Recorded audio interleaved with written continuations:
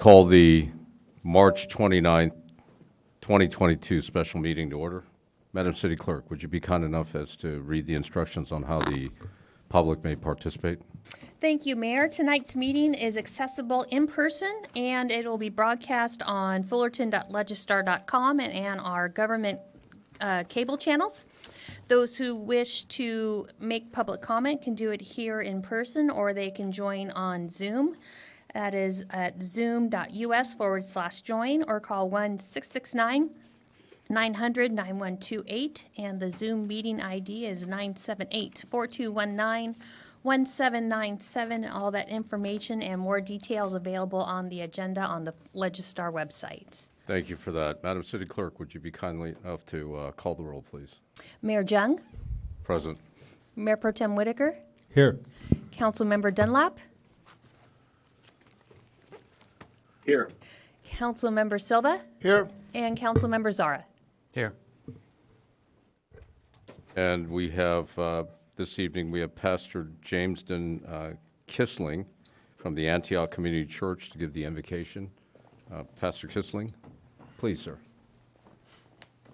Thank you, Mayor. Ladies and gentlemen, good evening. As I was just waiting and praying on this meeting this afternoon, I was struck with how hard the last few years have been for literally everyone, and leading a city is no exception to that. And so I feel like the Lord highlighted this passage out of Isaiah 40 that says, "The Lord is the everlasting God, the creator of the ends of the earth. He does not faint or grow weary. His understanding is unsearchable. He gives power to the faint, and to him who has no might he increases strength. Even youth shall faint and be weary, and young men shall fall exhausted. But they who wait for the Lord shall renew their strength. They shall mount up with wings like eagles. They shall run and not be weary. They shall walk and not faint." And so, Lord, we just invite you to strengthen the men and women in this room. We invite you to speak wisdom and guidance for the sake of this city.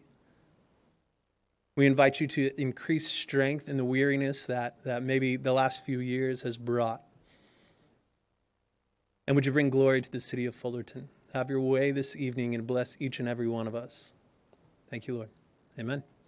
Pastor Kissling, would you be kind enough as to enlighten us on your ministry a little bit, sir? Yes, Mary, thank you. God is doing an incredible work in Fullerton and around the world. Antioch right now is getting to send a handful of teams over to the Ukrainian border for crisis and trauma care, for anti-trafficking awareness as well. It's really a hotbed for that right now. And here locally, we are gearing up for Love Fullerton, which is happening at the end of April. And we're excited to bless a handful of neighborhoods and really focus in around Pacific Drive this year. So he's doing a lot of good works. You're doing the good work in the community, sir. God bless you in your ministry. Thank you. Thank you, Mayor. At this point, I'd like to, for all of us to stand. I'll lead us in the Pledge of Allegiance this evening.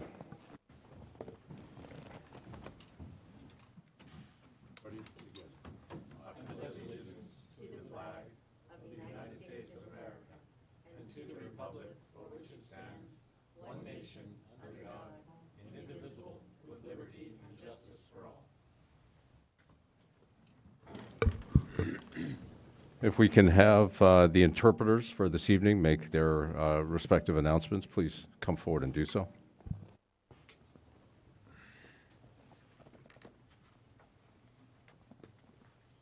Mr. Mayor, council members, my name is Bao Lu, certified court interpreter in the Vietnamese language. I'm here to provide interpreting services. Kính thưa quý vị, tên tôi là Lưu Ngọc Bảo, tôi ở đây để giúp quý vị thông dịch. Ngày hôm nay chúng tôi sẽ có những cái dụng cụ ở bên phòng của thư ký. Quý vị tới đó lấy để chúng tôi sẽ giúp cho quý vị. Xin cảm ơn quý vị. Thank you very much. Thank you. Hello, my name is Helen Hall. I'm the Mandarin interpreter. 如果说你需要翻译的话，请到隔壁去拿耳机，各到第3号，我们可以听有中文翻译，谢谢。Thank you. Hello and good evening. My name is Mayor Hernandez, one of the Spanish interpreters. Buenas tardes. Tenemos interpretación simultánea disponible. Los dispositivos están en la oficina del gestor municipal a la par de acá. Gracias. Thank you. Good evening. My name is Sun, and I'm a Korean interpreter, and I have a partner here. And 안녕하십니까? 오늘 공청회에서는 동시 통역이 제공됩니다. 동시 통역이 필요하시면 이 옆에 있는 시티 매니저 도시 행정관 사무실 안에 가셔서 헤드셋을 픽업하시면 동시 통역을 한국어로 들으실 수 있습니다. 감사합니다. Thank you. Thank you. Do any council members have ex parte communications to report at this time? Seeing none. This is a special meeting, so we will only take public comments on agendized items. So please, if you have public comment to make, please wait until the agendized item comes up, and we will accept public comments at that time. That being said, we will move on to staff reports. Anything to report, Mr. City Manager? No, nothing from me this evening, but do we Very have well. anything here that you need Lucinda? Okay. Very good. Anything from council? All right, very well. We'll move on to the public hearing. Item number 1 is Redistrict Fullerton, final redistricting map. Who will make this presentation, Madam City Clerk? We have our demographer with us again tonight, Dr. Justin Levitt, and he will run our presentation. Dr. Levitt. Yeah, I could share screen. Do I need to do anything else, or just do that? No, but it's still not presenting. Yeah. Then you escape. Yeah, you can. Go to there. Gotcha. Okay. Thank you, Mayor and members of council. My name is Dr. Justin Levitt. It's a pleasure to be here tonight for this presentation. This is our 4th public hearing that we're holding on the redistricting process. We started all the way back in December, where we looked at our new data, and the commission heard testimony on communities of interest through 3 community workshops and first public hearing presenting the draft maps back in February.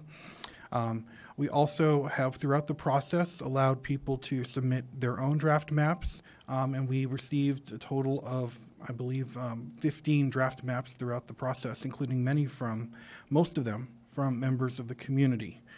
The district has the city has also run its own website with all of this information, including the schedule and process on there. And so tonight we're looking at making the final selection and introducing the ordinance. Now, when it comes to the criteria that we're looking at, just as a reminder, these are not optional criteria, especially the first column and the second column. These are the mandatory criteria that we have to follow when adopting a map. And that left-hand column is important because it comes not only from state law, but also from the Supreme Court. Districts have to be equal in population, which is that total population count that includes everyone, including non-citizens, non-voters, children, everyone counted as part of that adjusted prisoner-adjusted census count.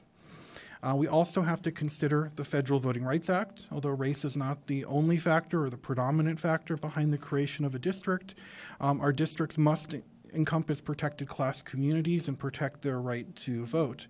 Protected classes being groups that have faced discrimination or barriers to registration, voting, or receiving information in a language that they speak.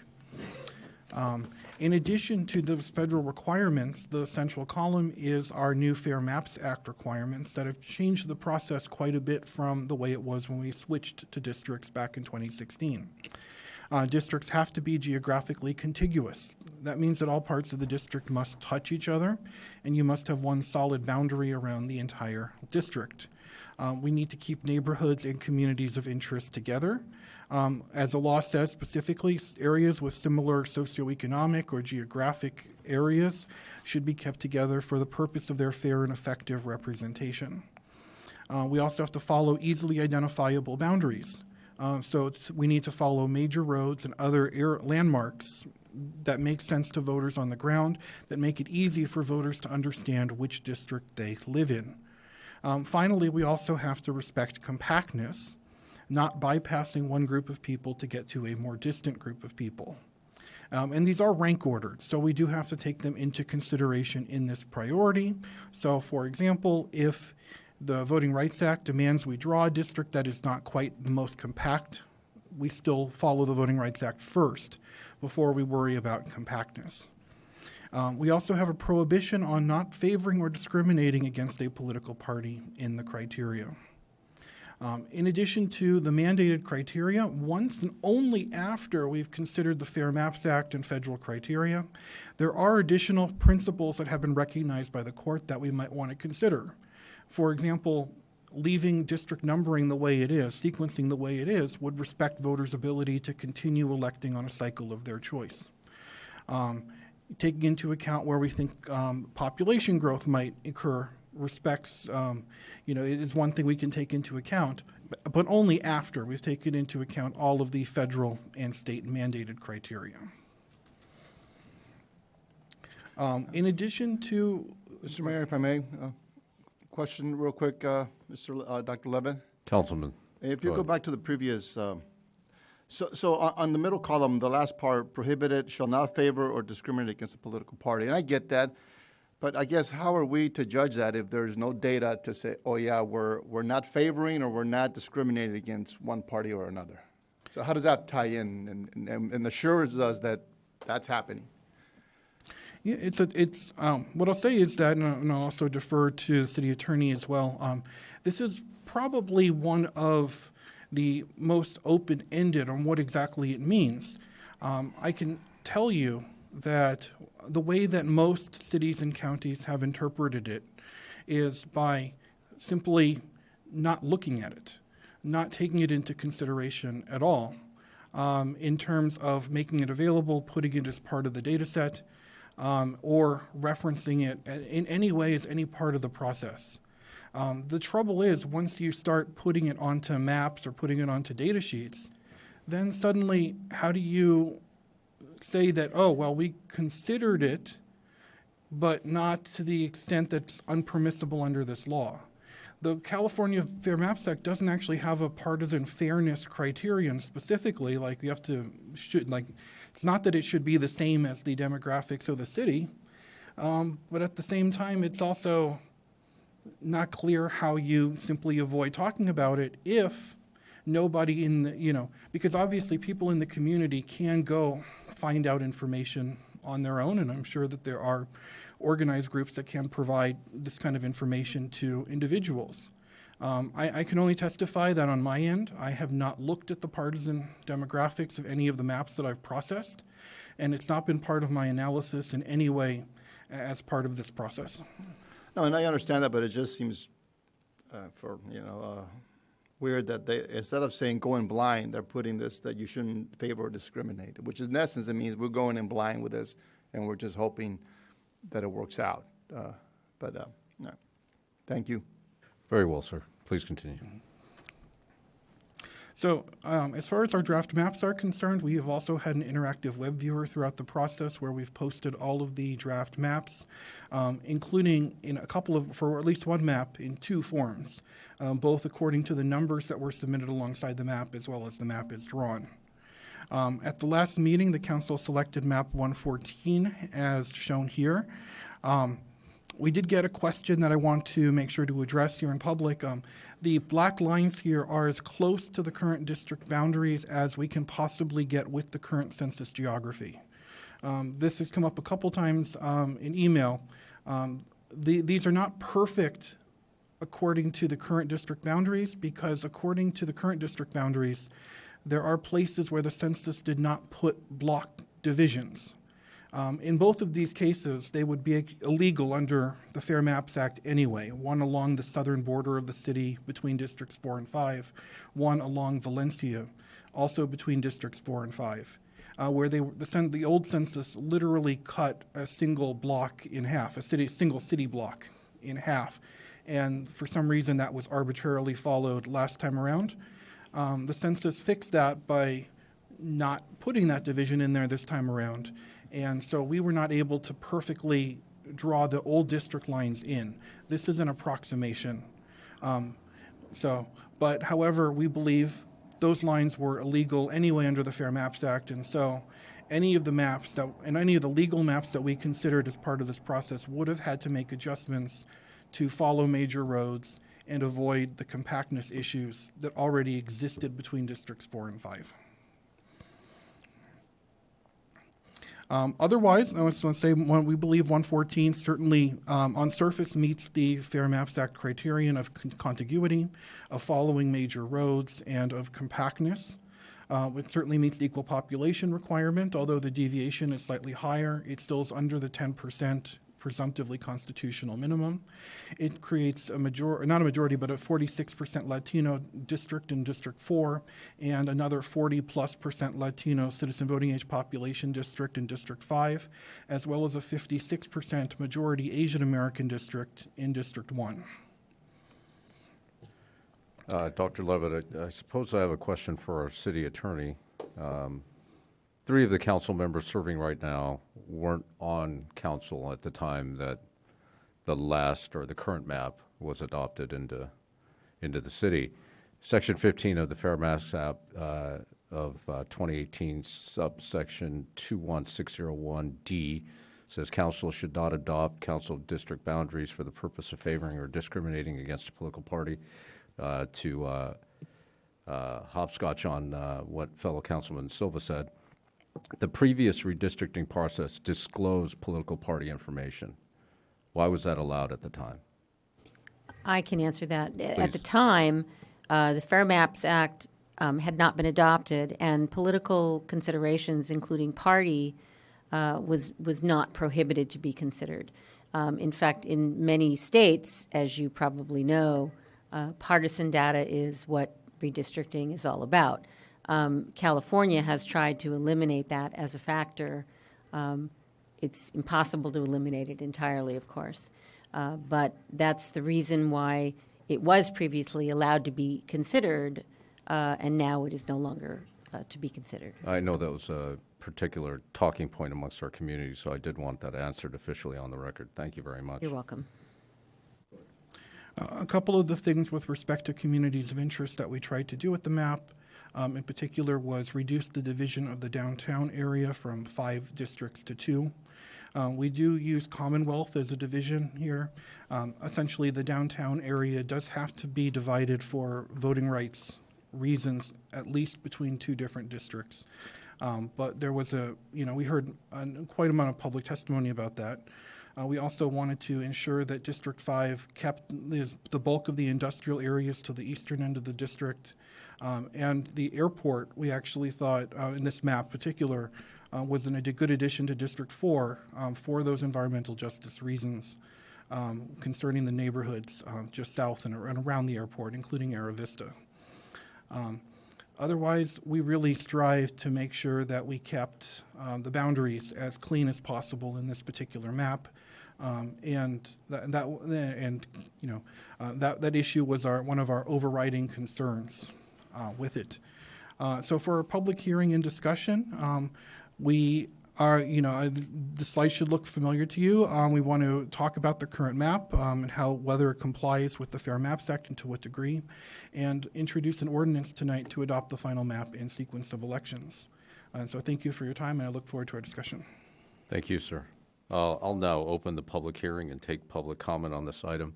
Those in our community that wish to come forward and make public comment, please do so now.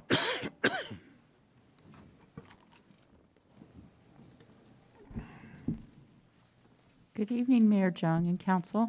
My name is Jane Rands. I have a question. I was actually hoping Jesus was going to ask this when he asked to go back to that slide. Is there any chance we can go back to that slide that has the 3 criteria on it, please? I'm going to look at based on that discussion that the first 2 have to be met, and this map meets those first 2, and do so as well, so does map 112, which was, I don't know if that's still in play or not, or even 110 is still in play. But that 3rd column, saying that all of our maps that are available to us to choose from meet those criteria in columns 1 and 2. Then you move to column 3, and I noticed that this time you skipped that second one in column 3, respect voters' choice, continuity in office. I would like some clarity from the city attorney if we should then consider that third row of criteria because of the impact that map 114 would have on our current, the opportunity for continuity in office. I don't know if I'm allowed to say it out loud, but essentially Jesus would be put in, be moved into a different district. Excuse me, Councilmember Silva would be moved into a different district. He would have to sit out 2 years to be able to run again. And is that something that we should consider for the benefit of the voters? I'm not advocating one way or the other. I would just like to have that question answered, please. Mr. Mayor, members of the council, I'm happy to answer it if you'd like to Please. do that now or wait until public We'll wait comment is- until the public comments have Perfect. concluded, please. Ms. Jaramillo. Hi, Kitty Jaramillo, District 4. I'm here tonight as a past plaintiff and past commissioner of the Redistricting Commission. Thank you, Ahmad, for appointing me. I accepted this position thinking things would be better this time around, but sadly I aimed too high. Commissioner Jody Vallejo and I knew we were going to be the underdogs, but as two female Latinas, we were up for the challenge.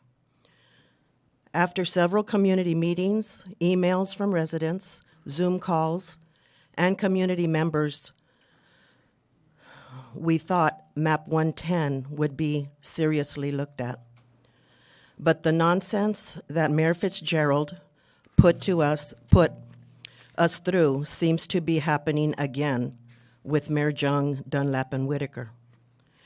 And now we also have to deal with, I'm understanding, I don't know now because you only showed map 114, with a last minute submittal of a map 115. I got several calls on this today. Are you guys just trying to emulate our previous city council?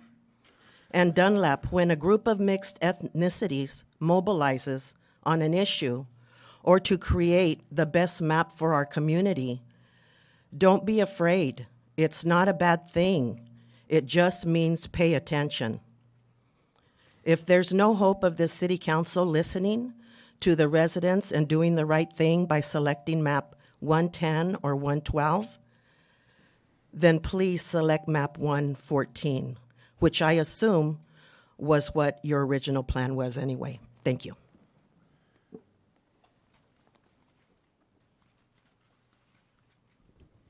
May I, Mayor Jung? Good evening. My name is Amina Kazi. I'm a Fullerton resident.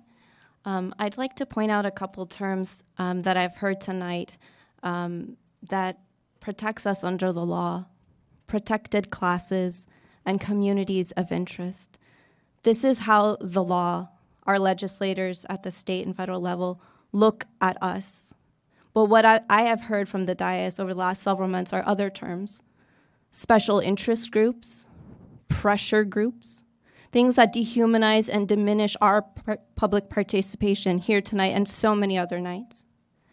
We have come forward multiple times asking for multiple things, such as an independent redistricting commission, to hear our voices, have a more inclusive outreach program, to consider the maps that we have put forward with like a lot of work, and to be sure many of us have met each other for the first time just through this process of trying to understand what we each have in common and what we feel would be best for our city. But we have not gained the respect that I feel that we deserve, that many of us feel that we have been afforded. And I'm not going to stand here and engage in ad hominem attacks on any of you. I've known most of you through other means. I'm not going to also engage in ego stroking in the activism and organizing world. We talk about impact and intent. You may have the purest and best intent, but you also have to look at the impact of your deeds. And what I'm standing here tonight is telling you that the impact of what has been done over the last several months is to continue to disenfranchise people who have come forward even after the debacle of 2016. Tonight, you have an opportunity to turn things around. Please do put map 110 up on the screen again, map 112 up on the screen again. Listen to us, listen to what we are trying to expose and what we are trying to encourage in terms of protecting communities of interest, in terms of creating a central Fullerton district. Please consider these things. It's not too late to turn this sinking ship and make it float again. Thank you, Mrs. Causey. Next speaker, please. Hello, my name is Blandy Morales. I've been a Fullerton resident for my entire life and live in District 4. My home has not changed much despite the districts moving around me all the time and never getting representation for my community. No one has been an advocate for the Latinx community around me. No one has been an advocate for the affordable housing issues in my community. No one has spoken to my community. No one has represented us in the dais. No one has done anything for my community for my entire life. I was involved in the 2016 case against the city to force equity in our city representation. The city ignored us then, and they're ignoring us now, and I'm sick of it. Why does the city constantly ask us to be involved in things and dismiss everything that we have to say, and then wonder why don't show up? It's hypocritical. The city has had chances to center community in 2016 with Map to Be, in 2021 by creating an independent commission, in 2022 by advancing Map 110 forward after all the community input, and tonight by bringing forward the community map 110. Coming to these council meetings is stressful and taxing, and it's even more disheartening to see council ignoring us each and every step of the way, whether it's on redistricting, housing, or the ARPA funds. We are trusting you to do the right thing. This is your last chance to do your job and listen to the community for once. Thank you. Next speaker. Good evening. Hello. Good evening. My name is Susan Chang, and I'm with Ari for Justice. We're one of the organizations amongst other organizations and community members in the Fullerton Redistricting Coalition. For over a year, we've worked with community residents to ensure that we can create a fair and equitable map that represents the voices in Fullerton. We began with an ask for an independent redistricting commission, knowing that city council members in 2016 chose a last-minute map that had little to no community support. The plea for an independent commission failed, and we were given a redistricting advisory commission instead. Several community members applied to the Redistricting Advisory Commission, and yet a majority of members with business and political interests were appointed instead. These are corporate interests that have been influencing the city for years, if not decades.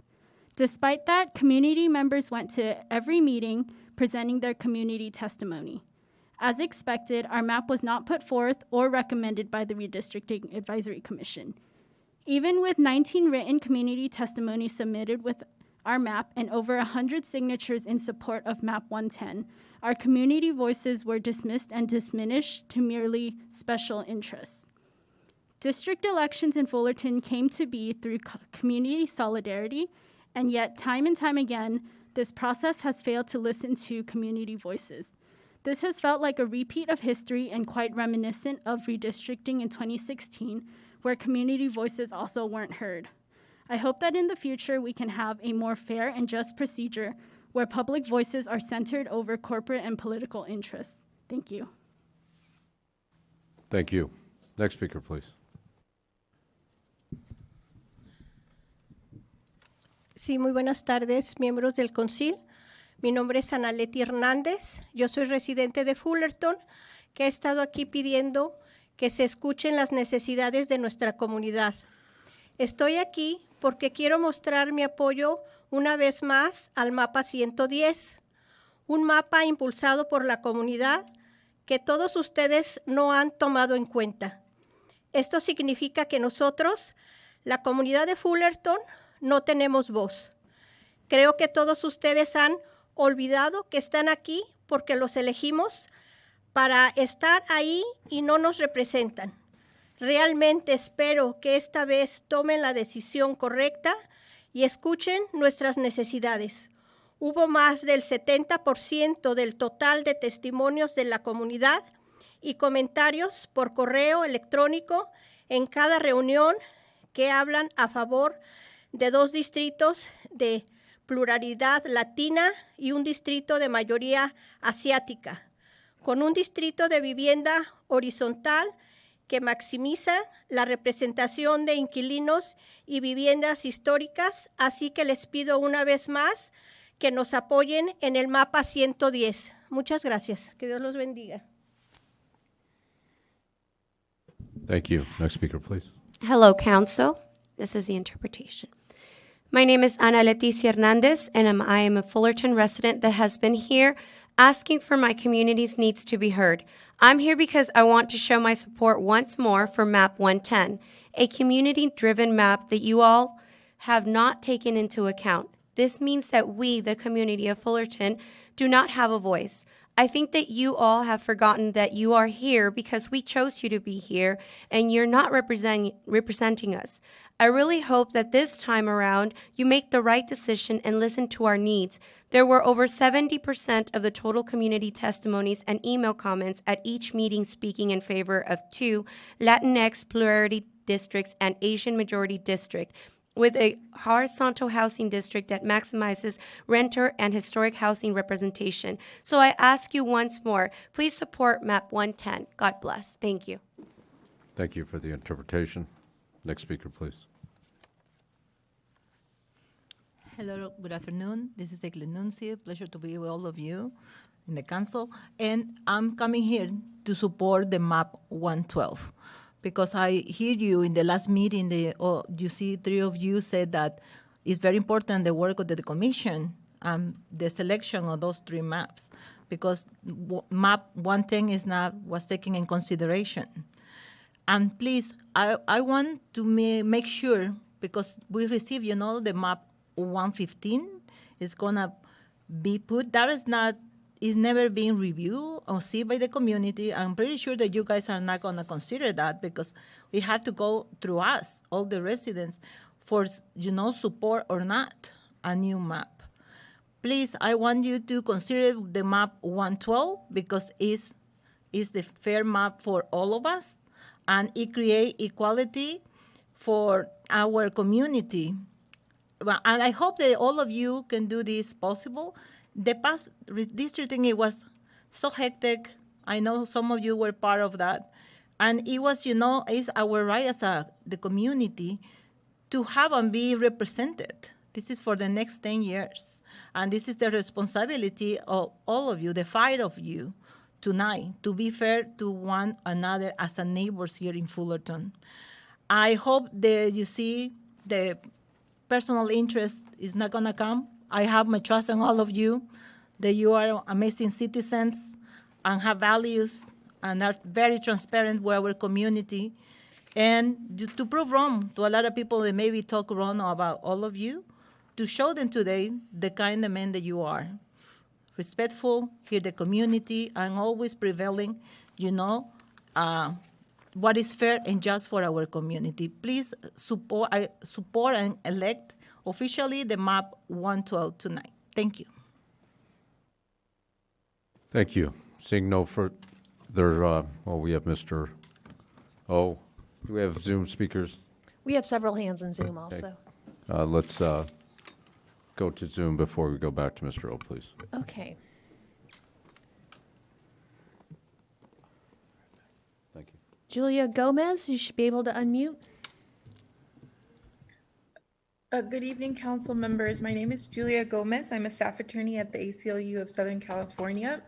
On March 8th, 2022, we sent the council a letter flagging our deep concerns with map 114, which was the result of a map drawing process that included many former council members that ran against, for example, current council member Jesus Silva and lost, as well as other truly special interest groups that have funded many council members' campaigns here.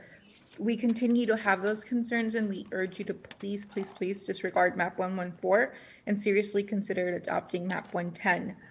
Today, we also sent a letter regarding a newly submitted map, map 115, and we similarly urge you to reject that map.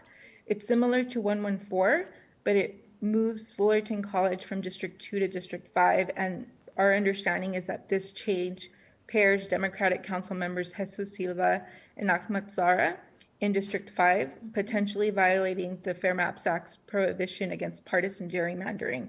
Partisan gerrymandering is not limited to simply looking at partisan data, which I can confirm to you that at least one court in San Luis Obispo has looked at this issue and found that the County Board of Supervisors should have looked at partisan data after the public requested it. Just like when you're looking at racial gerrymandering and vote dilution claims, you look at racial data to make sure you're not hurting minority communities. If you're trying to make sure that your map doesn't dilute the voting power of any communities or doesn't favor or discriminate against a political party, you have to look at data to be able to make that assessment. To achieve the change in map 115, it reduces the Latino citizen voting age population in District 4 from 46 to 43%. And again, this is deeply concerning because given population trends in the district, since the 2017 districting process, the Latino CVAP in District 4 went up from 39 to 46%. And this district is poised to become a Latino majority district by 2024. But map 115 effectively cuts off the ability of the growing Latino population to reach these thresholds. So again, we really urge you to consider everything that the community's been sharing, to consider the history of the advisory commission and how map 114 came about, and really urge you to consider the fact that favoring or discriminating against a political party includes the moves that have been going out here to, in map 114, pair Silva with Dunlap, and in map 115, pair him with Sarah. I think it's very clear what the evidence shows is going on throughout this process, and even in 2017 when Silva was paired with Seaborn. Thank you. Thank you, Ms. Gomez, and your letter was received in good fashion. Mr. O.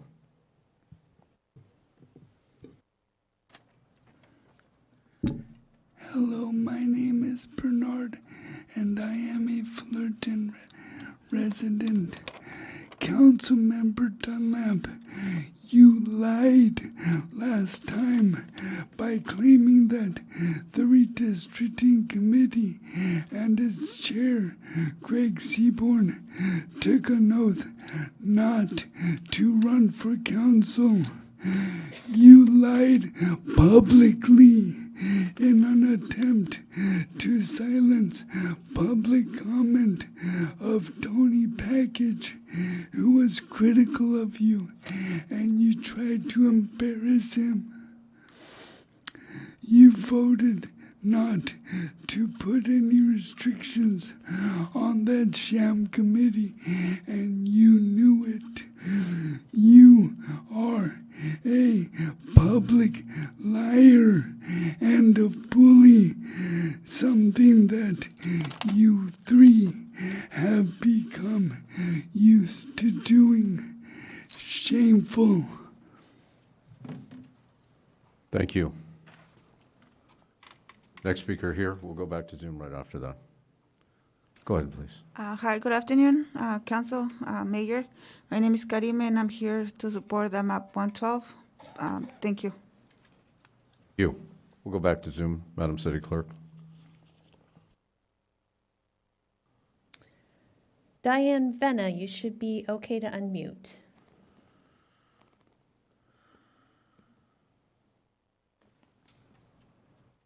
Diane Venna? Okay, I'm sorry. There you are. Are you able? Okay. Good evening, Mayor and members of council.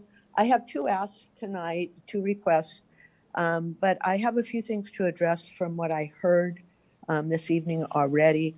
The only way, the question that was made by Councilman Silva regarding, working blind without knowing what the party effects are in these districts. The only way that will work is if you have an independent commission.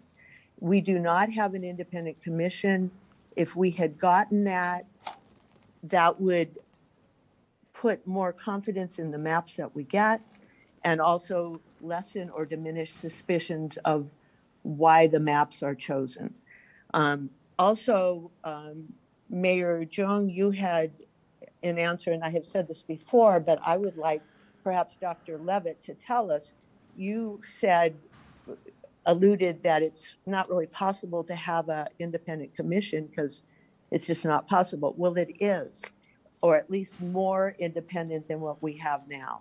And I'd like Dr. Levitt to maybe explain to us and to you how that could have been done. My asks tonight are that my understanding is you can pick any map you want tonight. You don't have to pick 114, even though you voted on that last time. I favor map 110 for a lot of reasons, and then map 112 because it's the closest to 110 for many, many reasons, including it takes environmental justice into consideration. It keeps neighborhoods surrounding colleges together, as those neighborhoods are neighborhoods of interest because they have common issues brought about by living near to college. The commission did vote on map 112 in a vote to 6-1, which was more than 114. So I ask that you select map 110, if not 110, 112.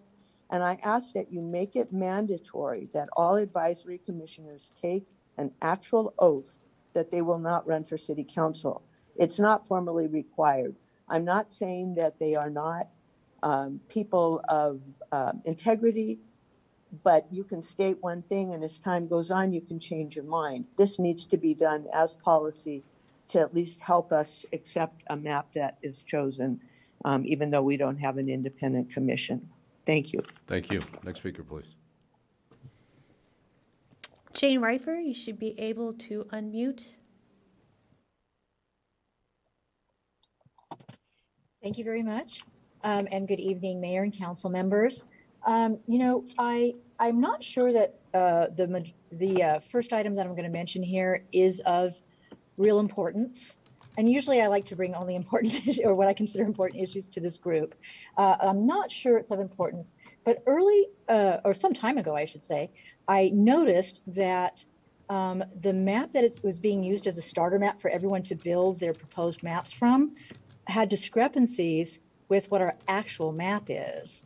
And Dr. Levitt alluded to this, and I appreciated having a short email discussion with him recently about this.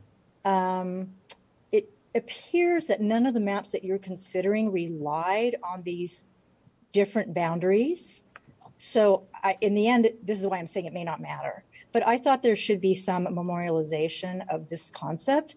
And then in the future, if we have maps that differ, that say that they're the current map, but actually are not, that there should be some note or asterisk or something that says this map is has a slight variation because of this issue and so forth. And actually, it was interesting because Dr. Levitt did mention that about the census boundaries, and I would like to know, are all the maps supposed to be based on the census block boundaries, or can they bisect a census block if they need to, or if a river, I imagine, well, anyway, is that a requirement? And also I liked what Diane Venna had to say just now.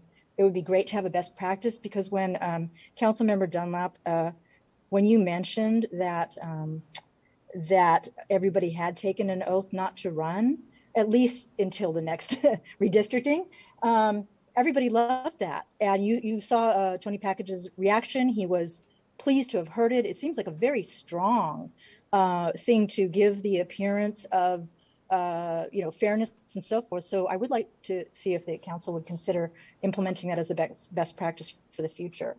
Let me see, is there one more thing? I apologize. Oh yes, the reason why I noticed the discrepancies in the map are because last time there was a boundary over where Bassam-Cherry Creek Greenbelt was. And it was interesting because everybody thought that it was in one district. It turned out, they thought it was in District 1. It turned out it was in District 2 because of a little weird gerrymandering jog. And so it did make a difference back in 2016. But I'm hoping that none of that makes a difference anymore. So thank you very much. Thank you. Mr. Gamble.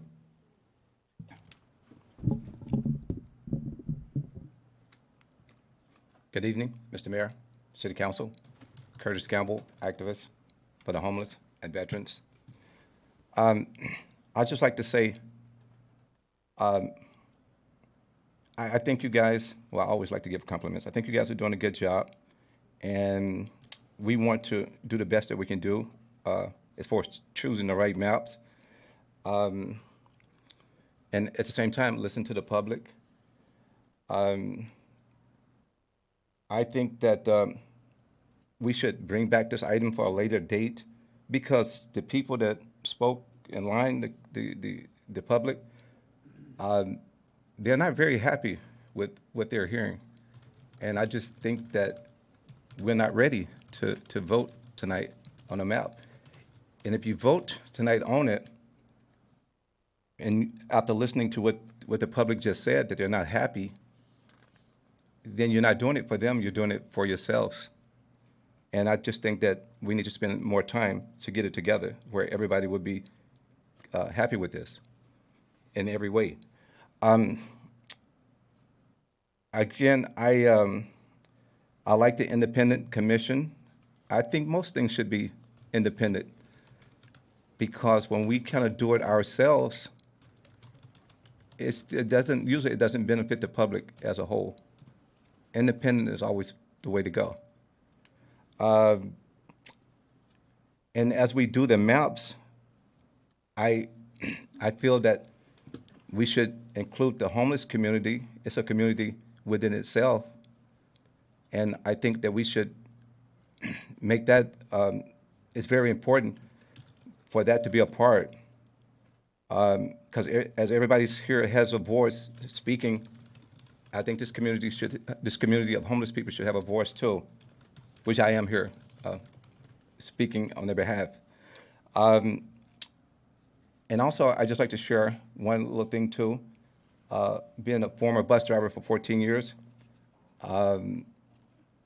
we did what we call straight lining, because a lot of our runs used to go zigzag, and many of the drivers wanted it to be straight so that we could all, it was just better if it was straight.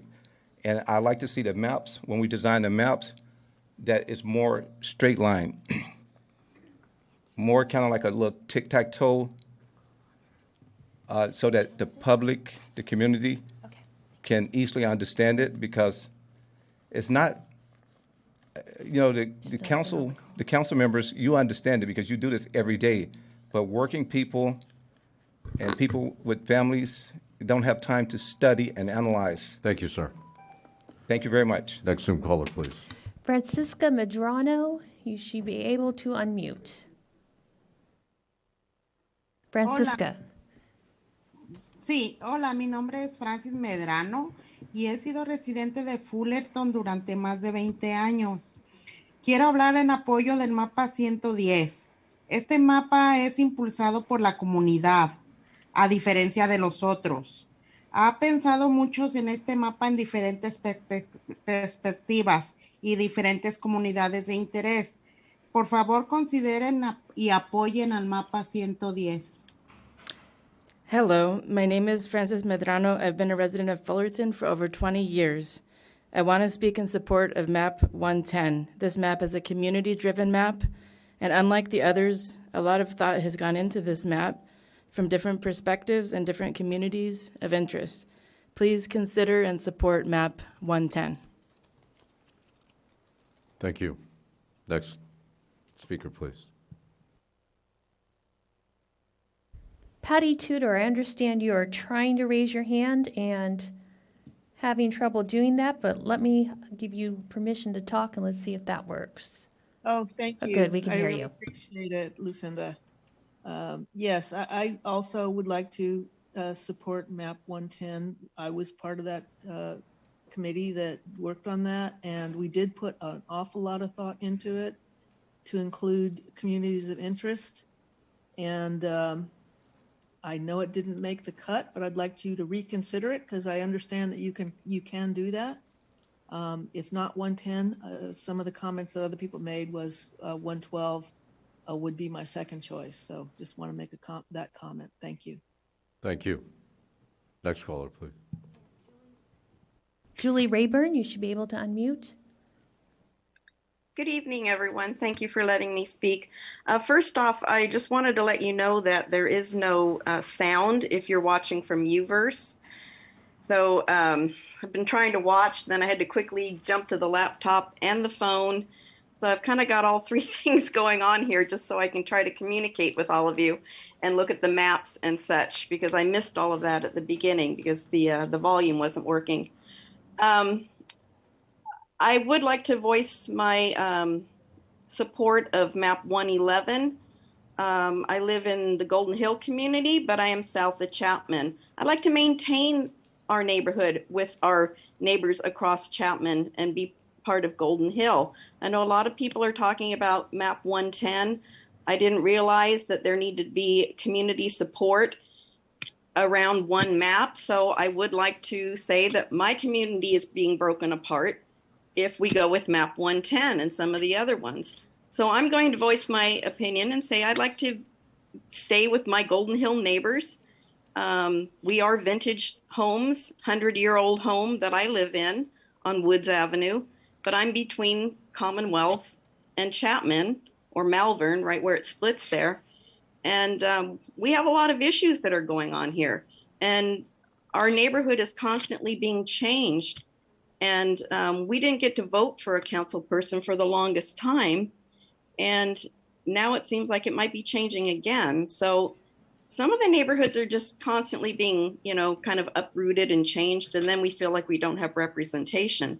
A lot of the neighborhoods kind of stay the same because they're north or south and they're kind of grouped the same. But this middle between Commonwealth and Chapman, it seems like there's always a disruption going on. So anyway, my support is for 111. And I appreciate all you're doing. I know it's not a tough, it is a tough decision, and I appreciate everything you're doing tonight. But if someone could get the volume on the Uverse, others might be trying to watch it and they can't hear anything. So I appreciate it. Thank you. Thank you, Ms. Rayburn. We are looking into the Uverse issue. Thank you. That was my very next question. Next caller, please. And Kayla Asato, you should be able to unmute. Awesome. Thank you very much. Can the council hear me? Yes, we can. Awesome. Hi, council members. My name is Kayla Sato, an organizer with Orange County Environmental Justice, and someone that has been part of this process from the very beginning. While I was not part of the lawsuit and organizing efforts in 2016, as I'm sure many of the members of the council weren't either, I've heard a lot about it from friends and colleagues for a while now. I'm here before you today as someone that is completely heartbroken by this process, that is biting my tongue and holding back my emotions about this process as well. I read a testimony earlier today and decided that it was far too harsh and not suitable for council members that we have met with and tried to advocate on behalf of the city and communities in our city. But I digress. The point of my being here tonight is to advocate in favor of map 110, a community map with reasons and rationales to advocate for each of the districts, communities of interest, and all the neighborhoods and communities that we would be protecting.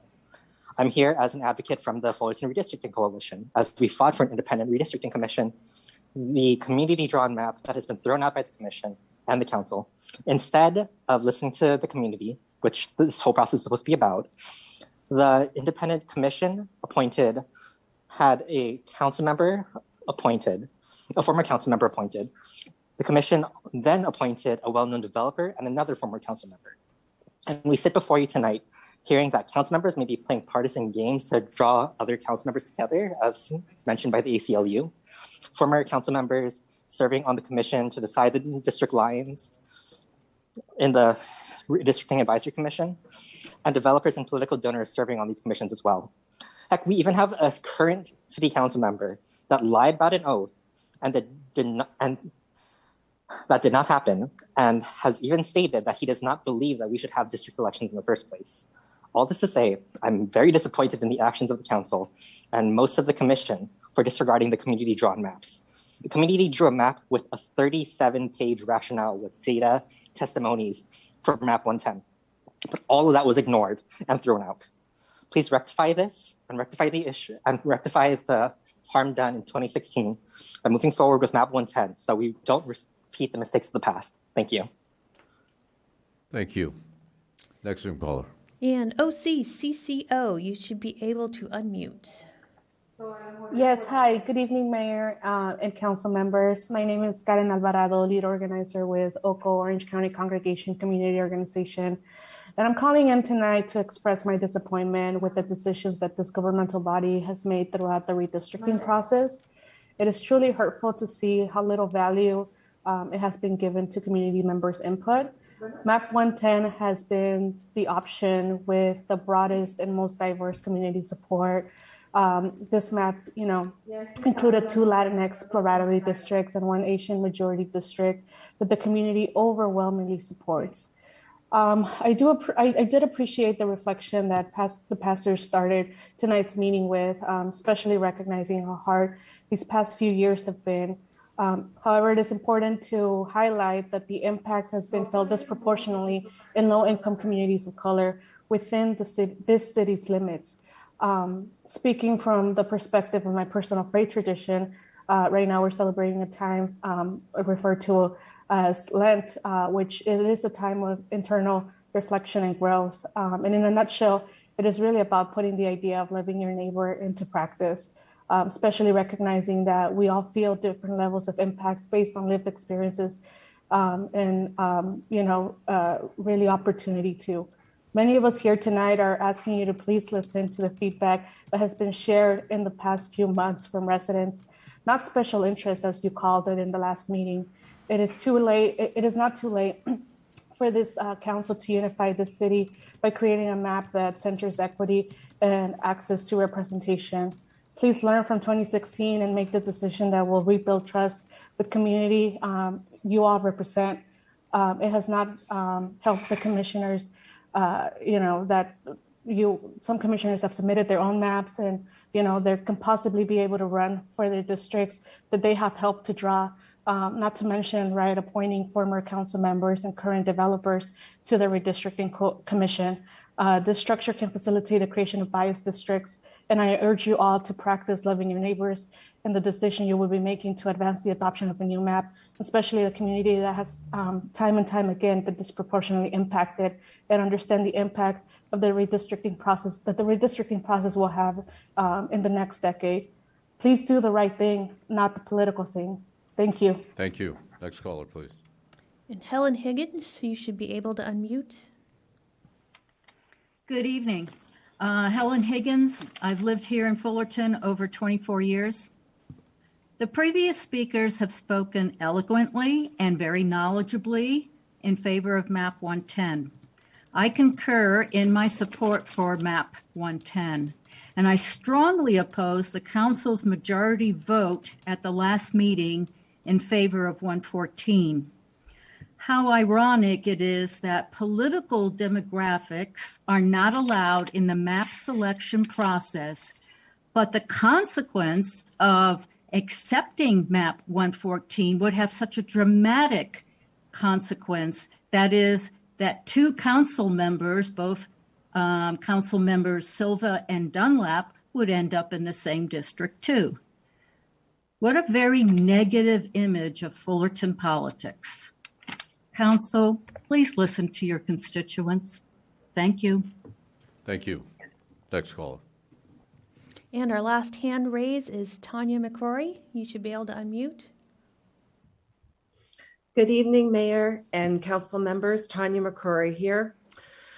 All this talk of being unrepresented makes no sense to me. You are represented in your community with your right to vote for your council person. You're represented when you show up to council and voice your dissent or your approval on an issue. The whole of Fullerton is the community. Fullerton is the community, not just the district that you live in. If you don't feel represented properly, you have an opportunity to vote for someone new in November or again in 2024. That's how democracy works. Council has the responsibility to vote for the map that makes the most sense for the whole community of Fullerton, and that is clearly map 114. Thanks for letting me speak. Thank you. We'll return back to chambers. We actually had, two more hands pop up. And for the folks on Zoom, can you please put your hands up now if you'd like to speak? Because we don't want to accidentally cut you off. We'll return to Zoom in a moment. Let's get the speakers in chamber. Sir, go ahead. Hello, my name is Kurt Johnston. I'd like to speak in favor of map 114 because it seems balanced. I can't understand why so many people are in favor of 110 because it skirts across the city, and it seems like according to the definition on that map on the PowerPoint earlier, about the lawful way to divide a city up is that you shouldn't bypass one group of people to go to another. And I think that kind of goes to what Silva's question was how do you know that there's gerrymandering going on? Well, that's what those red letters below that second column was kind of defining what gerrymandering is, by bypassing one group to go to another. So it makes me think that map 110 has some interest of political gerrymandering happening. That's it. Thank you. Father Chris. Well, first off, I just want to say that I don't envy your positions here. And actually, if anything, this whole process kind of shows that it's almost impossible to remove politics from it. That there's almost no way to draw a truly have a truly independent commission and draw truly independent non-political maps. That said, I just want to say that if 114 is picked, almost certainly we're going to have 3 white guys, in the majority in this chamber next time, and that really ought to be something that we think about. What the whole purpose of the redistricting was to somehow diversify the representation on the council, and it just seems that that's not going to happen. And I just want to leave you guys with that thought of, what honestly is going on.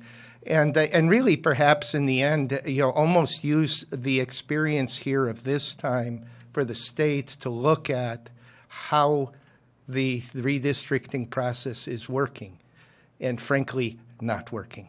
Thank you. Thank you, sir. We'll go back to Zoom. Madam City Clerk, next caller, please. Okay, folks in Zoom, I see 2 more hands up. If anybody else would like to speak, please get your hands up so we don't miss you. And Jody Vallejo, you should be able to unmute. Good evening. I'm Dr. Jody Aegis Vallejo. I live in District 2. I am a professor at USC with expertise in demographic analysis and population change. I also served as a member of the Redistricting Advisory Commission. I would have taken an oath about not running if when it would have been available to me. But I want to just really emphasize to all of you on the council that for civil society to work, for people to be invested in their communities, it is imperative that people feel heard and respected, and that civic participation actually means something. Civic engagement and civil society building our city together isn't just about voting. It is about what we do on the ground. It is about how we interact with our council members, with organizations, with our teachers, with our institutions in our city. Democracy and building our collective futures is so much more than voting. At the last meeting, I urged you to consider map 110 and 112 seriously in your deliberations. It isn't because I necessarily think that those maps are the best maps. It's because as council members, it is your job to listen to the people. And that is what I thought my job was as a commissioner. For civil society to work, for people to be invested in their communities, it is imperative that people feel heard, people feel respected, and that people feel that civic participation actually means something. Whether it's me sitting on a commission, whether it's people attending every single redistricting meeting and defining who communities of interest are, whether it's people voting and everything else in between. So I urge you to take this process seriously, engage in a real discussion about our city's demographics, about communities of interest, a real discussion of the merits of each map. There was none of that at the last meeting. Take this process seriously and show our city that you care. Thank you. Next caller. Our last hand raise is David Zinger. You should be able to unmute. Yes, thank you very much. I've been sitting through this hearing here. First of all, let me tell you, I'm a resident of Anaheim. I lived in Fullerton, however, for almost 20 years. I know the city very well. I was one of the founders of Fullerton Heritage, by the way. I have to say, I have never heard so much undiluted hypocrisy in my life as this cavalcade of speakers pretending to represent the community, a community of 150,000 people, telling us all these reasons, these fabricated reasons why map 110 is deserving of consideration. We all know the truth. It's a political map designed to keep one guy in office, the end. We heard all about the renters district. Well, the middle of the district, 3 has no renters. We're hearing about the college district, even though these colleges, they're not a community of interest, and neither are the neighborhoods around them. Map 110 divides the east side of the 57 freeway into 2 different districts, an obvious breach of a community of interest.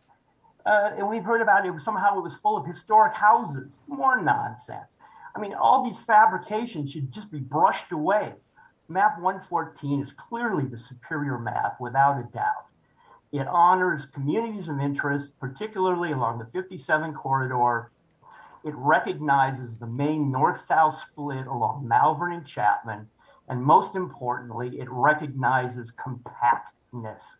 This is such a simple decision. And to hear all of the abuse that you've had to take here tonight is absolutely reprehensible. There's no other word for it. We hear this last speaker was blathering about civil engagement. What nonsense. Civil engagement means you go through the process that you went through. The woman was talking about voting for a map that she wanted. That's not civil engagement. That's just saying 3 dozen people are better than 1 dozen, even though their decision is terrible. Map 110 is an abomination. Map 112 is an abomination. Map 114 makes the most sense. Thank you very much. Thank you. No more callers on Zoom? No more callers on Zoom. We do have an additional speaker in the room. Jonathan, please come forward. Good evening, City Council, council members. My name is Jonathan Paik. I was a 32-year resident here, actually, in Fullerton, and one of the CVRA plaintiffs in being able to bring district-based elections here. I wanted to be able to share my personal testimony and understanding that district-based elections was a fight that actually extended well before 2015. Understanding that there have been generations of people like me, like my mother, like my family, who has been historically disenfranchised in the city in terms of council representation. I think the fact that many of our community members who are here in this chamber, and many of those who never came back because of the fact of what happened in 2016, of understanding that what it felt like for council members to not to be able to honor and respect the voices of the people. I strongly urge that, given what I've heard today, of being able to understand that students have felt underrepresented, that renters have felt underrepresented, and the fact that it took a lot of courage from individual leaders and community leaders across the county, across the city, to be able to make sure that this is a reality for our political future, and to be able to understand that this process does only happen once every 10 years. And that for many of those who have come for the first time, to what Amina Kazi has shared earlier today, that many folks who had come together to be able to, who are working class mothers, who are folks who had never been part of this process before, to be able to see that they actually spent their times on Friday afternoons when they actually had to do a lot of work to be able to understand that they actually took the time to be able to canvass their neighbors, to be able to understand what these maps should look like. That's what the process actually took. It took beyond these hearings to be able to make that a reality. It took a lot of heart and work for that to happen. And the fact that I can understand of what the decision to be able to advance a map like 114 would be on underrepresented communities is the message that I do not want to send to our city, our people, our neighbors. And so I strongly urge that, given what I've been hearing today about maps 110 and 112, that there is support for those maps because of the fact that this is an opportunity to be able to rectify challenges of the past, and the fact that we're trying to be able to create a generation of people who are civically engaged in a way that we've never seen before. I hope that we can actually be part of that shift of the culture. I invite the council to be a part of that too. And so I strongly urge that today, if I can say anything, to be able to ensure that we've been part of this fight forever. We'll be here in 2030, and we'll be sure to be able to see that even if we don't get it this time, we'll be sure to make sure that the maps that we get, that we advocate for, are the ones that the community drives. Thank you very much. Thank you. Well, now that seems to be the end of public comments on this matter. As I see no other commenters in the chambers, no other on Zoom, I will now close this public hearing, return discussion back to council. Anybody want to start? Excuse me, I'm sorry. Hello, Mr. Mayor. Can I ask for a huge favor? Can they lower the air conditioning? Look, I'm turning a popsicle in the back. Please, I would really appreciate it. Thank you. Don't we need air circulation with the virus? Mr. Mayor, I'd be happy to lead off. Please, sir. Dr. Levitt, after the Mayor Pro Tem speaks, I do have questions that the public has given. You should that. probably do that first. All right. Yeah, sure. Sir, the first question was from Mrs. Rands, or Miss Rands, about, what was your question, Miss Rands? I wrote it down, and I can't find it. I wrote so much down. I believe it was about respecting voters' choices Thank you. and whether Thank that you. should be considered. Can we answer that question, please, Dr. Levitt? Sure. So respecting voters' choices is one of those factors that you can take into account after you've taken into account the requirements of both federal and the Fair Maps Act requirements. And so it's left for that secondary analysis. Once you've done your Fair Maps Act analysis, that is something that you can consider. Very well. Thank you, sir. And then we had a question from Ms. Reifer about bisecting a census block. Is that something that we can do?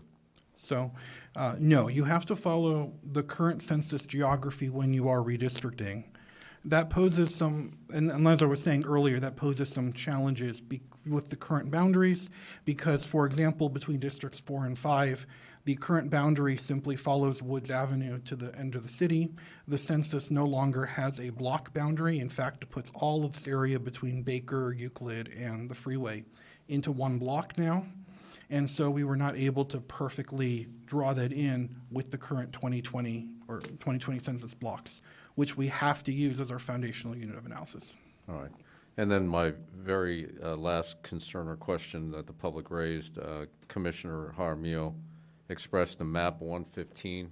Actually, I had to search this agenda to even find it. When was that received?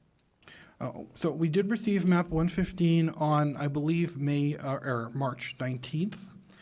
It was before our deadline. I neglected to talk about it during the presentation. I thank you for the opportunity to talk about it briefly here.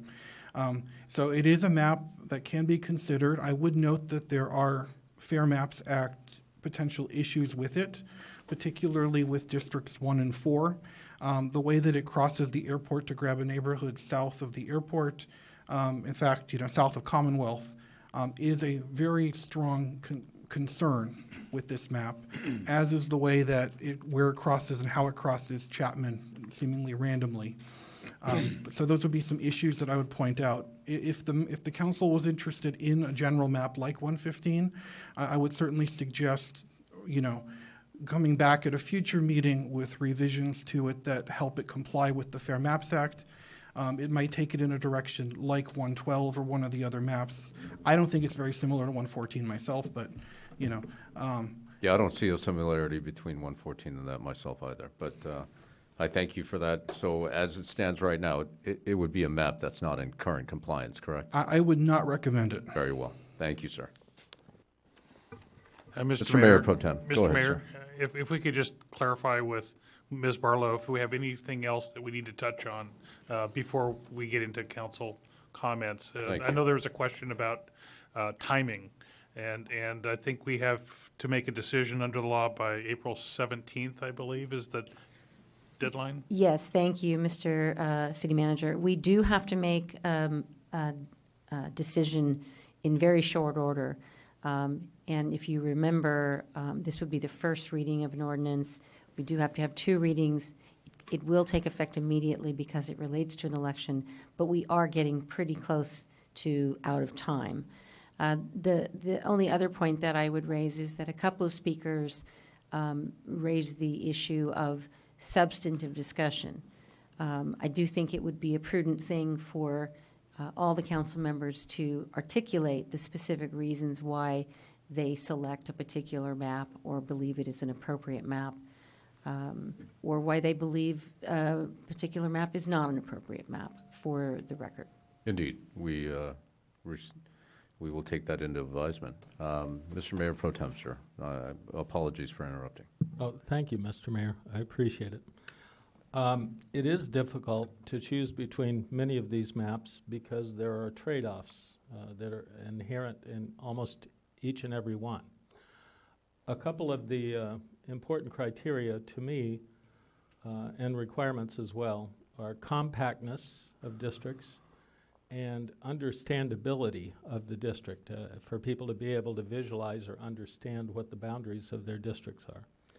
In that regard, map number 114 is clearly superior.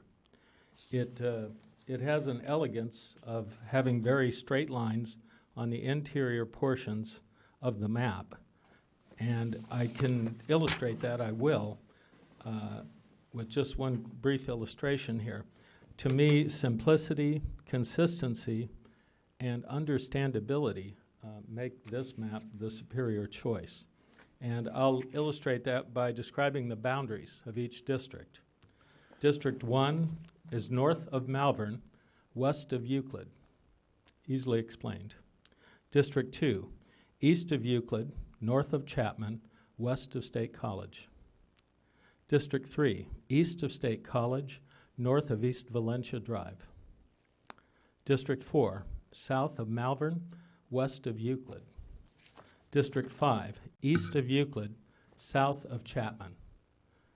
I would say that that exercise on any of the other maps would be much more lengthy, much more detailed, and would have extreme amounts of variation. We can't really control the external boundaries of our city, so they are as they are. But if someone lives in Fullerton and you can describe their district that simply with just 2 or 3 very short lines, I think that understandability makes this map superior. If you vary from that, as happens on some other maps, you're making carve-outs which demonstrably aren't really communities of interest necessarily. I understand the one shortcoming here, I think, of map 114 is that it does change the residence of one of the sitting council members, and I think that's unfortunate.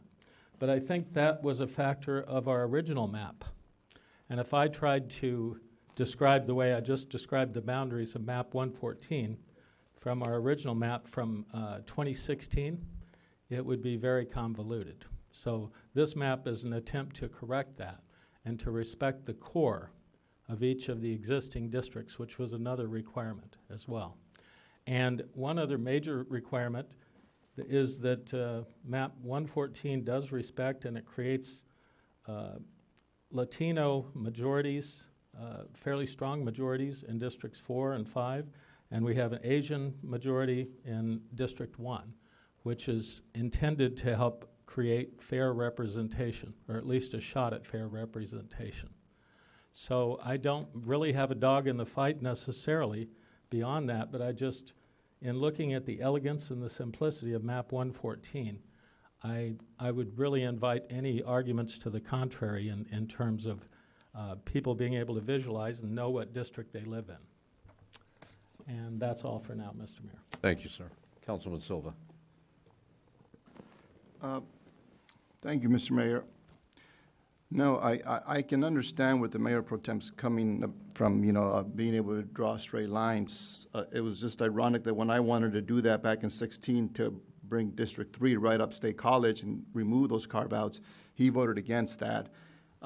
So, times change, so he's changed his mind now. And the current, 114, it appears that's what the council is going for. And it is unfortunate that it moves me out. But again, as I stated before, given that map 112 was moved to us by the commission, and you can talk about the speakers as being special interest, but council members here have gotten quite a bit of money from the apartment special interest, but that's okay, and other special interest.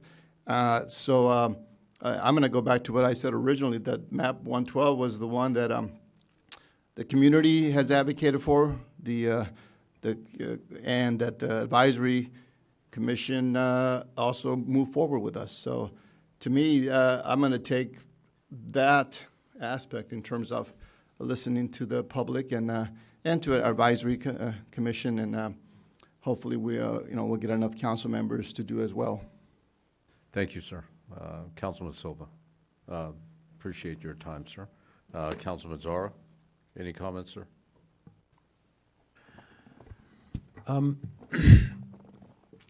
I think there's merit to every map.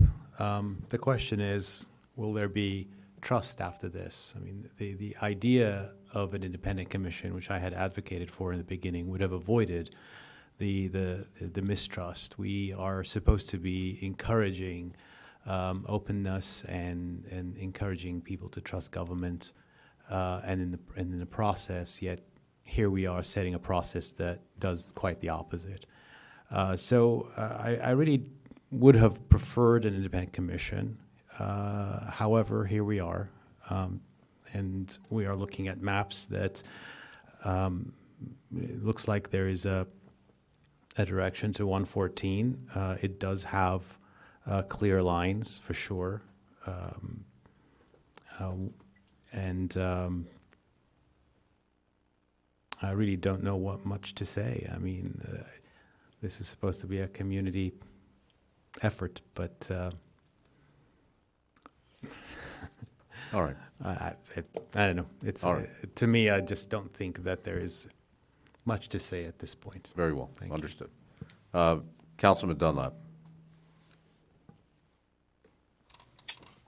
Thank you, Mr. Mayor. I'd like to say a few things. First, I know there were some silly and sort of uninformed comments that were made tonight, and I don't believe most are worth addressing, but I would like to address the point around the oath, because I know it was discussed initially in our discussion related to whether or not to, outsource this to some sort of independent body or handle it through a community committee. And that information was all floated to us at that time, and that's something that I support. So to the extent the council will support, updating some sort of ordinance or verbiage, to perhaps require the commissioners to sign an affidavit. I know that those who paid attention to our discussion would certainly have that impression in mind. And so I don't think that's, asking too much. I think it's certainly a fair ask, and it's something that they should be willing to do, because it's something I know that I support, and something that, again, that I, was under the impression had happened. Having said that, I think as we've gone through this process, what we've seen, so the reality is there is no perfect map, and some proponents are okay with one map at the expense of another. And you have, community groups or special interest groups that are behind one map, but, they don't like that but then another, group, members of the community don't like that map. And so, it's almost like it's promoted this sense of, fighting amongst the community as opposed to bringing people together. But I did, appreciate what the Mayor Pro Tem had to say. And it reminded me of, one of my favorite sayings, and that is simplicity is the key to brilliance. And I think that map 114 is clear, it's compact, and it's contiguous. I think the boundaries are very clearly defined. And I think from that standpoint, it's why I support it. I also want to touch on something that the demographer said at our last meeting, because I think to me this was really important, and to talk about, what the community has had to say in the sense of community involvement. It was stated that we actually had more participants at each and every public hearing than the city of Anaheim had in the entirety of their process. So I think that's really a testament to the sense of community involvement or community engagement here. But with that, I remain in support of 114, and hopefully we'll be able to support this and move on this evening. Thank you. Thank you. So I had some questions that I'd like Dr. Levitt to answer, if at all possible. Do you know, sir, of any other cities that have done this independent commission that the public has advocated for, and fellow Councilman Zara has advocated for. Has any other city in Orange County done this, or that you know of, sir? In Orange County, I believe, well, there are some that used independent commissions when they went to district elections. Anaheim did, and Garden Grove did. But I don't know of any that used them for this redistricting. Okay. There are a number of charter cities, Los Angeles, Long Sure. Beach, San Diego, Berkeley, that have charters that have a commission built into the charter. Indeed. Okay. That said, can you give me an approximation of what 1% of eligible voting age is? What's that equate to, sir, in Fullerton as a number?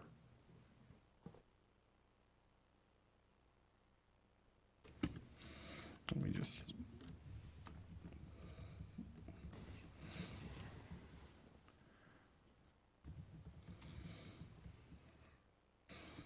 So like 1% of the voting age population? Yes, sir. So about 1% of, and then we'll look at citizen voting age population, Sure. eligible voters. Sure. 1% is about, I guess, 900 residents, about 900 1,000, maybe residents. about 1,000, rounding up. Thank you. That's what I thought. That said, would you be kind enough as to bring up map 110, please, onto the screen? So the community has advocated, those that have shared their ideas with us, this map, 110. And my unwillingness to support this map is when my oldest son was very young, I did not have the financial fortune that I have now, and I lived on Associated Road in the Camden Apartments. And I lived there for a while.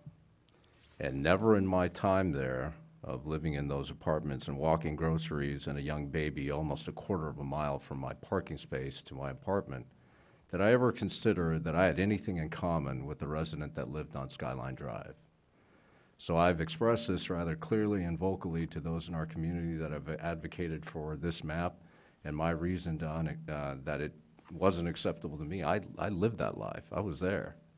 So, it's difficult for me, even now, to rationalize this map based on that and that alone. And if we can put up map 112, sir. The same applies here. That said, I am a product of the Asian district that district elections afforded. I'm a direct product of that, so I'm very conscious of what I represent and who I represent in that community. And that said, map 114 has 58% Asian. It is by far and away the most. It's not close. And when we talk about percentage points, people may go, well, you say that, and you may find political cover in saying 1% or 2%. 1% is 900 votes. And at 56%, map 110 and 112 both have 52. That's nearly 4,000 votes. I only won by 3%. The mayor pro tem only won by 3%. Councilman Zara only won by 300 votes, less than 300. So 1% is a great deal, and it enfranchises a great deal. It's not nothing. It shouldn't be considered that either. So, obviously, to reiterate the reasons why it is clear to me that 114 is the map, is it's the clearest in terms of geographical continuous, has two clear Hispanic districts, one very clear Asian district, is compact, has easily identifiable boundaries, does not discriminate, nor does it favor a political party. And so I would, encourage further discussion on the matter, but now you have a clear and concise idea as to why I would not support map 110, why I would not support 112, and why I'm in support of 114. Thank you. There's no further discussion on the matter. I would entertain a motion one way or the other, gentlemen. I'd move to adopt map 114. I will second that. Mr. Mayor, before any discussion, I just want to clarify that would be the revised ordinance that was presented to the council to include the sequencing, which reflects the current sequencing. Thank you. Madam City Clerk, please call the roll. And I would, Mayor, if I may. Of course, sir. Please. I'd like to make a substitute motion slightly. I would, it looks like 114 is going in, but I would ask that in order to be a little fair and be a little more competitive, that we move District 2 into the cycle for this November for election, so that I have a chance to stay on. And given that it would probably, that area favors Mr. Dunlap, he would have a clear advantage. But I would still like an opportunity to compete this November. So I would make a substitute motion to move, map 114, but bring District 2 into this November's election. Mr. Mayor, you could. Please. You could move into this cycle. However, it would not affect Councilmember Dunlap's term. Okay. And then we would have to, so what would happen there? Well, go ahead. Dr. Levitt, please answer that question. Yes, sir. so what would happen is you have to swap two districts. You have to have the same number on the election cycle, but so if you were moving 2 into a different election cycle, you would have to move either 3 or 5 into the presidential election cycle. And 3 currently has nobody if we adopt 114, correct, sir? Wouldn't have a representative. Correct. So could that representative de facto be this gentleman to my left? Is that something that even is a consideration? Well, yeah, so members of the council are elected to the full terms that they were elected to, regardless of whether lines change. Let's do pie in the sky for a minute. So let's pull this thread out. So let's say that this is the case, and Councilman Dunlap's been elected to a 4-year term, so he's had every right to complete that term. So District 3 then, if we move it to a presidential election, we would have to effectively appoint somebody for that seat, correct? Because it would seat empty right now, right? If it was a 2024 election. Is that correct or no? If you moved District 3 to 2024, Yes. then yes, you would have to appoint somebody for the remainder of that term who lives in the current district. Fascinating. All right, very good. All right, thank you very much for answering that. Food for thought. All right. And also, I mean, you could appoint somebody, if I may, or you could have a special election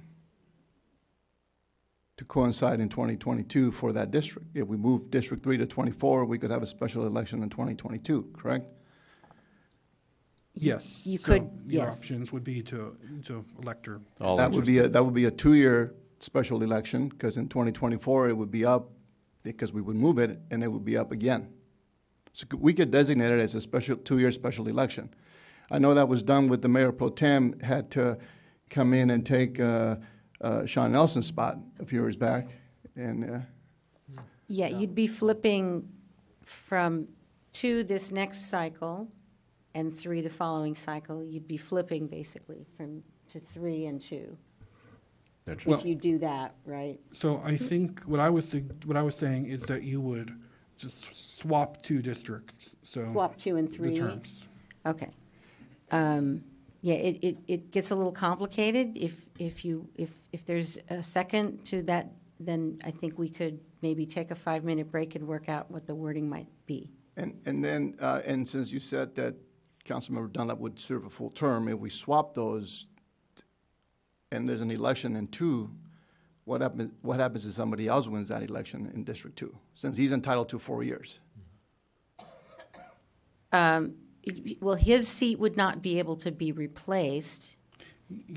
Yeah, I mean, it gets complicated, like I said, Yeah. because you're technically swapping the district numbers as well. So 3 is now that central North Fullerton district, and 2 is now would be in the new map. It would take us a few minutes to work out the details of how that would work. Thank you. So Councilman Silva, you've got a substitute motion? Yes.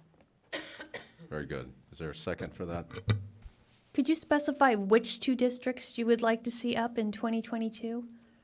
I would like to see District 2 up in 2022, along with District, where is that? Is it 5? 2 and 5? Okay, thank you. No, where'd it go? I just had all that stuff right here.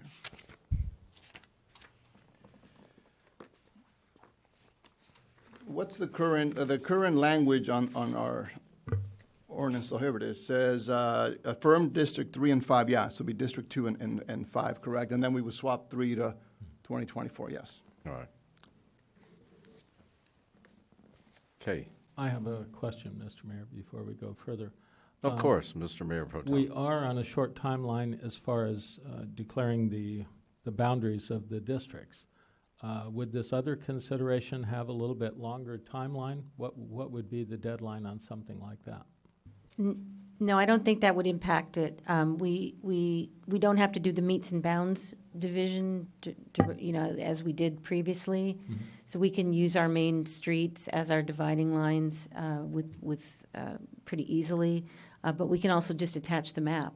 It's pretty clear, unlike the last time where we had a lot of different strange jobs. No, I'm talking about the decision of which districts are up in this election. Oh, yeah, no, that would have to be done as part of this. Yes, we would have to do it that has to by be jointly. Okay. by April 17th. Yes. Thank you. Thank you. All right. If there's no second for the substitute motion, we'll revert back to the first motion. All right. Madam City Clerk, please call the roll. Okay, and this is on the original motion to adopt map 114. Councilmember Dunlap. Aye. Councilmember Silva. Nay. Councilmember Zara. On principle, no. Mayor Pro Tem Whitaker. Aye. And Mayor Jung. Aye. That passes 3-2, and if you'll allow me to read the title of the ordinance. This will be ordinance number 3312, an ordinance of the City Council of the City of Fullerton, California, adopting a voting district map. Thank you. Now we've got the final item on our agenda this evening. It's a tentative agreement between the City of Fullerton, Fullerton Firefighters Association, and the proposed side letter to memorandum of agreement between the City of Fullerton, Fullerton Fire Management Association.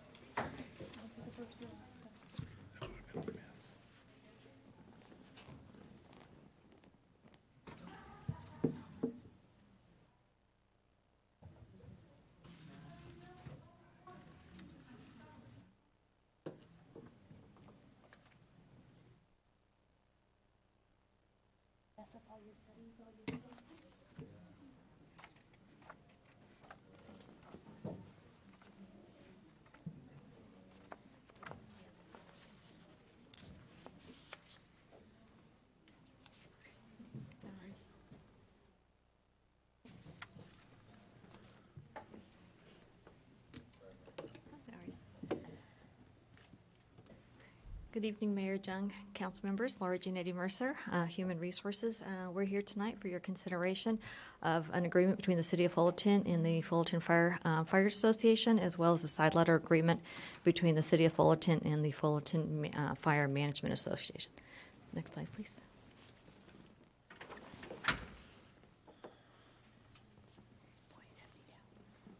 We can actually go to the next one, too. Next one, yeah. So first of all, I'd like to thank Captain Dan Lancaster and his negotiating team for the way, manner in which they handled the negotiations with the cities. I think we met 3 times and came to an agreement. So that's probably record time in order to come to an agreement with a bargaining group. So again, thank you to Dan and his team. Real quickly, by way of background, the Firefighter Association represents 78 budgeted positions, which includes both suppression personnel and non-sworn fire prevention. The suppression positions are the firefighters, fire engineers, and fire captains. Their previous agreement expired back in December of 2021. The fire management group represents battalion chiefs, division chiefs, as well as deputy chiefs. They are currently part of a shared command with BREA. There is currently an agreement in place. As you recall, you approved this agreement back on March 15th, so just last meeting, and the agreement expires in June of 2023. That agreement that you approved includes an equivalency language should the Firefighters Association receive an across-the-board increase greater than what the fire management received. And this is to address compaction issues between the fire captains and the battalion chiefs. Next slide, please. So just real quickly, the significant changes to the Fire Association contract. I apologize, that is a typo. It's actually an 18-month term, not a 2-year term, from January 2022 through June 30th of 23. And the agreement includes a 5.25% across the board pay increase effective for 2/22. So this started this next pay period. Now, the fire management agreement, again, included that equivalency language or Me Too language. So there is an impact to the fire management agreement. So the fire management agreement in place right now includes this 4.5% increase over the 2-year term, 2.25 at the beginning of the contract and a 2.25 effective July of 2023. So this Me Too, because the 5.25% for the Fire Association does have a direct impact on the fire management contract because we have to bring them up now on par to Fire Association. So they've already received the 2.25. We need to now give them another 3 to bring them up to that 5.25. So the 3% would go into effect for 2 of 22, again, the beginning of this next pay period. Because this additional 3% will bring them on par to the Fire Association, the 2.25 that's scheduled for July of 2023 will go away. So the increase to the Fire Management Group will be capped at 5.25, equal to that of the Fire Association. Next slide, please. So just the fiscal impact of these changes for the Fire Association, it's $131,000 for the remainder of 21-22 and $577,000 for 22-23. For the Fire Management Group, it's $24,500 for remainder of 21-22 and just under $26,000 for 22-23. So with that, I'm happy to answer any questions you may have on either the side letter or the Fire Association agreement. Any questions from council? All right, that said, we will take public comments on this item. Any members of the public wishing to comment? Seeing none in chambers, any on Zoom? Nothing on Zoom. Seeing none on Zoom, we'll bring it back to council. I will entertain a motion on this item if there is. So moved. Is there a second? Second. Very good. And I'll note for the record, it looks like Councilmember Dunlap has logged out of the meeting. It's fine. Please. So, Please call the roll. So we have 3 left in the room. Councilmember Silva, Aye. Councilmember Zara, Aye. and Mayor Jung. Aye. Passes 3-0. Thank you. And lastly, this is a non-agendized item, but it was an item that was important to one of our residents. Ms. Diane Benna had asked that we consider prohibition for any members of the Redistricting Commission to run for city council in this cycle. I would support that. If there's another member of council that wishes to second that, we'll get it on an agenda and move forward with it. So can we bring it back? Can we do it this cycle, or does it have to be next? You could bring it back to a future meeting, and then that would give an opportunity for us to look at the details and whether that can be enforced. I would second. Very good. That said. And then that, Mr. Mayor, if I may, I just Yes, thought of something. please. I'd like the city to bring back, or get us a report. I've got an email that there's been a lot of accidents on Chapman between Raymond and State College, and there has, because I live there and I've heard them, and I've driven in the morning or night and we're locked off. There has been about 2 or 3 fatalities. Could we bring something back to see what's going on in that area? Do we need brighter lights? Do we need another light signal? Because there was one just a few days ago. I know there was one We can look into this Yeah. and do some study. I can get that back to you, or we can agendize it. I don't know that it needs to be agendized. No, you can I just- can get word back to Yeah. all of you and give you that update. Very good. And yeah, and then I would also like to bring back, this I would like to bring back as an item, regarding the fireworks. I talked about having some sort of a audit of groups to make sure they're meeting the 80% resident requirement. And I think there might be a way to do a sample and give us a little more confidence that the groups do have 80% of residents in the city. And that would be by using their school district app. I know that every kid, every parent has access to the report card on their, in the internet. They have an access code, a way to get in, and you could easily call up your documents from school that show your address where you're living at. And like I said, every 90%, well, I would say more, almost 100% of the kids, parents have that ability to go online and check their kids' grades and the report card. So it would be an easy way to say, we can verify that the groups that we chose to have, the sports use groups that we chose to have access or the ability to win a firework lot. So just to clarify, you'd like to audit the youth sports partner groups, not the firework applicants? Right. Because there's much more than just school kids in those the groups. ones that have to meet the 80% requirement. And I think this might be an easy way. And again, maybe we can bring it back or discuss it and then either send it a memo or bring it back as an item, depending on what the challenge is. And I know that every time that I've told a parent you have access to his grades or his report card, they're astounded that they do and they use it all the time. That So might get a lot of kids in trouble. Well, yeah, but it's an easy way to, I think it would be an easy way to do that audit to verify, oh, okay, we do have 80% of the kids, random sample. Sounds like something to do on the Park and Rec side while they're doing That's the what I was sports going to groups. recommend, is that it go to the Parks and Recs Commission first, let them deliberate over it before it goes to us. We've got business of the city that requires our attention, that's pretty And then on the important right fireworks now. side, we can just have Park and Rec let us know which groups have passed the audit. Well, we won't get into it now. We're going to Anyways, get off agenda. And Let the them attorney will give me a dirty figure look. it out. I trust the commission to do that, if that's all right with you, Councilman. I would be okay with that, but I want to see it though. So if they decide to go against it, I want to bring it back to council and let us decide. Yeah, their action will be brought forward. Yeah, okay. Very well. All right. All right. Okay, that said, we'll close the meeting out. Same bad channel, same bad time next time, folks. All right.